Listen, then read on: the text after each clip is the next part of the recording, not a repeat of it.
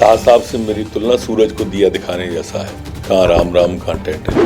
मामा मुख्यमंत्री हैं, वो हो सकते हैं, मैं किसी मूड में नहीं। तो ऐसे लोगों के संपत्ति को रात सात करेंगे, बेचेंगे और उसके नुकसान की भरपाई जो सामने वाला व्यक्ति है उसको वही पैसा देंगे। तो फ्रांस जाना चाहिए था किसी को, तो किसी ने रोका ही नहीं था फ्रांस जाने को। जाएं, अभी जाएं। हमारे यहाँ तो आप 5 टाइम नमाज पढ़ते हो, यहाँ काहे को हंगामा कर रहे हो। ये टुकड़े टुकड़े गैंग के द्वारा प्रायोजित आंदोलन है। खा गई तो बकरी खा गई और बकरी को अब्बू खा गए। अब बिना खम्भे के आसमान टिका है और कहीं गिर गया तो क्या होगा, सब दब जाएंगे। इसलिए बंकर बनाओ।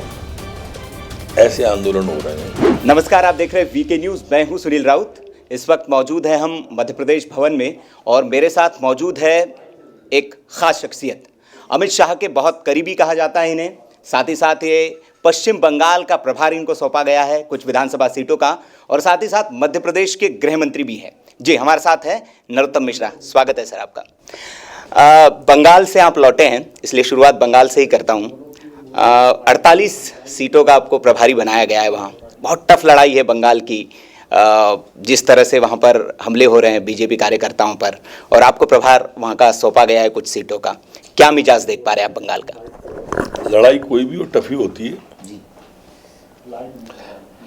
अलग अलग एंगल से लोग देखते हैं तो नजरिया अलग अलग बनता है, पर मुझे नहीं लगता कि कोई टफ है। भारतीय जनता पार्टी एक तरफा जीतेगी। क्या रणनीति है बीजेपी की? जनता की सेवा करना, जनता का विश्वास जीतना, ज़्यादा से ज़्यादा घरों तक पहुंचना, एक एक झोंपड़ी एक एक खोपड़ी तक पहुंचना। अच्छा, अभी आप आए हैं तो लव जिहाद का मुद्दा छेड़कर आ गए हैं बंगाल से, तो क्या बीजेपी सत्ता में आएगी तो लव जिहाद कानून वहाँ बनेगा लव जिहाद के खिलाफ? जैसी परिस्थितियां हैं वैसा मुख्यमंत्री जो भी बनेंगे उनसे मैं निवेदन करूंगा कि मध्य प्रदेश उत्तर प्रदेश जैसा कानून बनाना चाहिए, और मुझे लगता है कि बनेगा। जी, आपको लगता है बनेगा। अच्छा, 48 सीटों पर आपको जिम्मा सौंपा गया है, क्या लगता है आपको कितनी सीटें आप वो जीत पा रहे हैं? 57 विधानसभा सीट है जी, 50 के ऊपर जीतेंगे। लेकिन पीके तो कह रहे हैं कि वो तो 100 भी आप पार कर ले तो मैं छोड़ दूंगा, स्पेस छोड़ दूंगा, ये दावा किया है उन्होंने। किसी को भी पैसे मिलेंगे तो वो वही बोलेगा जो पैसा देने वाला कहता है। पीके ने भी वही बोला है जो ममता ने कहा है। पीके को गंभीरता से नहीं लेते आप? बिहार वालों ने लिया था क्या? उत्तर प्रदेश वालों ने लिया था क्या? तो मैं क्यों लूँ? अच्छा, चलिए अब मध्य प्रदेश पे आते हैं। मध्य प्रदेश के आप गृह मंत्री बने हैं, तब से एकदम तहलका मचा रखा है अपने मध्य प्रदेश में, और लोग अब तुलना आपकी शाह साहब से करने लगे हैं कि शाह साहब इधर आए, उन्होंने जिम्मा संभाला और यहाँ उन्होंने तहलका मचा और आपने एमपी में तहलका मचाया। कुछ लोग तारीफ भी कर रहे हैं, कुछ लोग नाराज़ भी हो रहे हैं, आलोचना भी कर रहे हैं कि बहुत सख्ती बरत रहे हैं आप। शाह साहब से मेरी तुलना सूरज को दिया दिखाने जैसा है। कहाँ वो कहाँ मैं, कहाँ राम राम कहाँ टेटे। नहीं, लेकिन काम तो ऐसे ही हो रहे हैं। नहीं, ऐसा कुछ नहीं। जो लोग नाराज हैं कोशिश करूंगा उनको मनाऊं। नहीं कह रहे बहुत सख्ती बरत रहा है, आप कह रहे कि पत्थर आएंगे तो उसी घर के पत्थर निकाल दूंगा, रोकेंगे पहले, नहीं रुके तो ठोक देंगे। तो ये कह रहे हैं कि मतलब ज़रा बहुत सख्ती बरत रहे हैं आप। मतलब मामा तो खतरनाक मूड में, आप भयंकर खतरनाक मूड में दिख रहे हैं। नहीं नहीं नहीं, मामा मुख्यमंत्री हैं, वो हो सकते हैं, मैं किसी मूड में नहीं हूँ, मैं साधारण हूँ। अच्छा, मध्य प्रदेश में बहुत कानून जो आए हैं, दो बहुत चर्चा का विषय है। एक तो लव जिहाद के खिलाफ, दूसरा आपने एक आपका विभाग जो कानून बना रहा है पत्थरबाजी के खिलाफ। बहुत घटनाएं हुई हाल फिलहाल मध्य प्रदेश में, तो उसकी बड़ी चर्चा हो रही है। क्या ऐसा करने जा रहे हैं? उस कानून की प्रशंसा भी हो रही है, कई लोग आलोचना भी कर रहे हैं उस कानून के। क्या होने जा रहा है इस कानून? दो है, एक तीसरा और है, मिलावट पर कसावट जी, जिसमें आजीवन कारावास हमने किया है। देश में पहला है हमारा राज्य। और स्वाभाविक रूप से जो समाज तोड़ने वाली ताकतें जो पत्थर फेंकते हैं घरों से, कश्मीर जैसी, उस पर भी कानून लेके आ रहे हैं, 1 महीने में ले आएंगे। तो क्या उसकी, मैंने सुना है कि खबर है कि मसौदा तैयार हो गया, तो क्या उसमें ऐसी कड़ी सजा आप करने जा रहे हैं? अब ये जो आग लगा देते हैं घरों में, तोड़ फोड़ कर देते हैं, तो जो नुकसान होता है तो ऐसे लोगों के संपत्ति को रात सात करेंगे, बेचेंगे और उसके नुकसान की भरपाई जो सामने वाला व्यक्ति है उसको वही पैसा देंगे।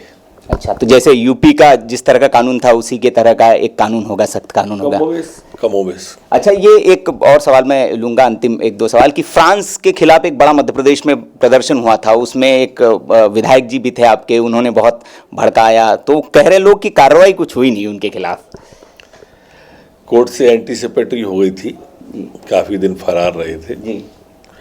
पर फ्रांस में कुछ हुआ तो प्रदर्शन हमारी भी समझ में नहीं आया। वो जी। फ्रांस अगर काफी मीर थे तो फ्रांस जाना चाहिए था किसी को, तो किसी ने रोका ही नहीं था फ्रांस जाने को, जाएं अभी जाएं। पर फ्रांस में प्रदर्शन हो और हिंदुस्तान में कोई आग लगाने की कहे, मामला जमा नहीं। हमारे यहाँ तो आप 5 टाइम नमाज पढ़ते हो, यहाँ काहे को हंगामा कर रहे हो? और हो सकता है यही कारण हो। तो क्या कुछ सख्त कार्रवाई होगी? जो कार्रवाई हुई वो सख्त थी, और ऐसा कोई प्रदर्शन होगा तो और सख्त होगी। और सख्त होगी। दूसरे देश के प्रदर्शन पे हिंदुस्तान में अशांति क्यों? अच्छा, आखिरी सवाल एक अंतिम, किसान आंदोलन बहुत चल रहा है, चर्चा में है, मध्य प्रदेश से कक्का जी है वो आए हुए हैं, वो यहाँ कह रहे, बाकी किसान मध्य प्रदेश के कुछ समर्थन में भी है, क्या कहना चाहेंगे आप किसानों को? मैं अभी तक मैं सुनता रहता हूँ काला कानून है, काला कानून है। कोई आप ही ज्ञानवर्धन कर दो, इसमें काला क्या है कानून में? ये टुकड़े टुकड़े गैंग के द्वारा प्रायोजित आंदोलन है। कक्का जी आए हैं तो कक्का जी ही आए हैं, किसान नहीं आए। नहीं तो बात कर रही है सरकार टुकड़े टुकड़े गैंग से, फिर नहीं, बात तो जब बाकी दिल्ली वासियों को, आने जाने वालों को दिक्कत होगी तो सरकार शांति का रास्ता ढूंढ रही है। लेकिन ये वही लोग हैं जो भ्रम फैला के राजनीति करते हैं। जैसे सीए पे भ्रम फैलाया था कि 3 पीढ़ियों के कागज मांगे जाएंगे और कागज नहीं देंगे तो पाकिस्तान भेज देंगे जो कागज नहीं दिखाएगा उसको। अब वो 1 साल से ऊपर हो गया कानून को, किसी ने कागज मांगे क्या और किसी को पाकिस्तान भेजा क्या? उस समय भड़काने के लिए किस तरह के उपाय किए थे, अलग अलग प्रकार के व्हाट्सएप पे कमेंट्स पास करते थे, चुटकुले बनाते थे कि बोले ये फलाने हैं और इनके 3 पीढ़ियों के कागज तो बकरी खा गई और बकरी को अब्बू खा गए, अब कहाँ से कागज लाएंगे जी? ऐसे ही कमोबेश किसान आंदोलन में आए, मंडियाँ बंद कर देंगे, ये कानून पास हो गया तो हम कह रहे हैं, लिख के दे रहे हैं कि इसमें है ही नहीं कहीं एमएसपी बंद हो जाएगी, उसमें कहीं है ही नहीं एमएसपी। लेकिन आंदोलन ये टुकड़े टुकड़े गैंग का ही मैं इसलिए कह रहा हूँ कि जो विषय है ही नहीं,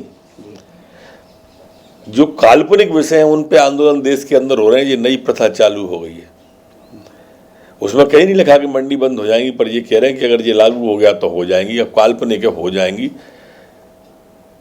अब बिना खंभे के आसमान टिकाए और कहीं गिर गया तो क्या होगा? सब दब जाएंगे, इसलिए बंकर बनाओ। ऐसे आंदोलन हो रहे हैं, लगातार हो रहे हैं। और